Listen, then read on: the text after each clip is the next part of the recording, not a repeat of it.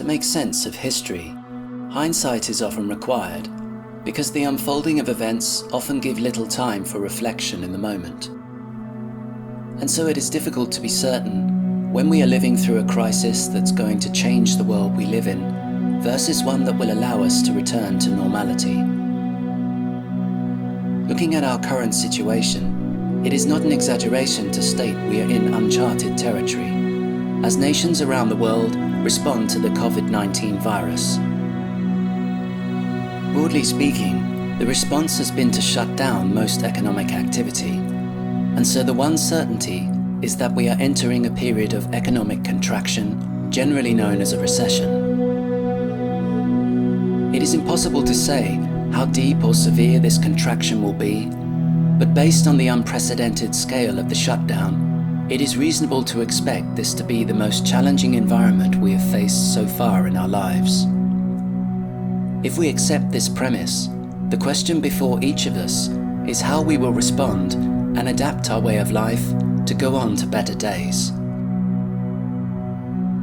Most of us have memories of the last recession, which followed the financial crisis of 2008.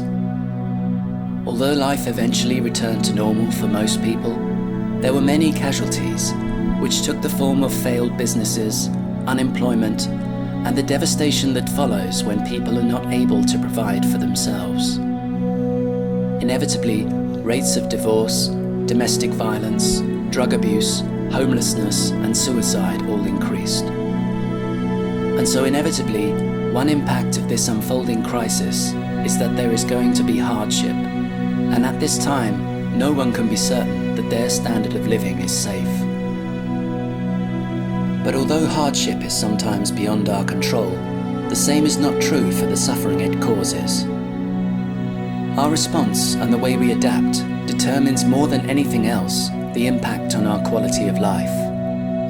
I say this with conviction, having met many people whose lives featured unimaginable hardships and yet who still persevered in spite of the adversity.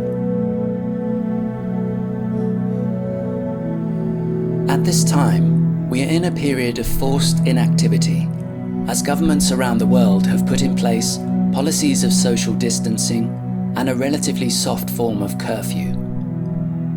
For most of us, this means we are spending more time at home with our families, with perhaps more free time. This change in our lives may be temporary, but it represents an opportunity for each of us, as individuals, as families, and as communities.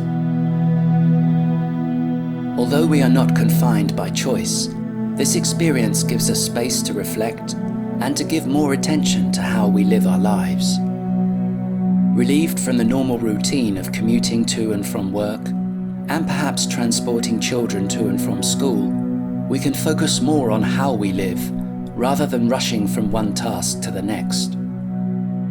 The changes imposed on our lives may require us to find new arrangements, with a greater degree of cooperation and flexibility.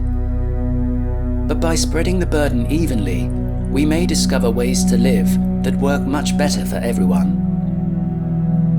During good times, whilst our daily routines work well, we have little incentive to seek better alternatives.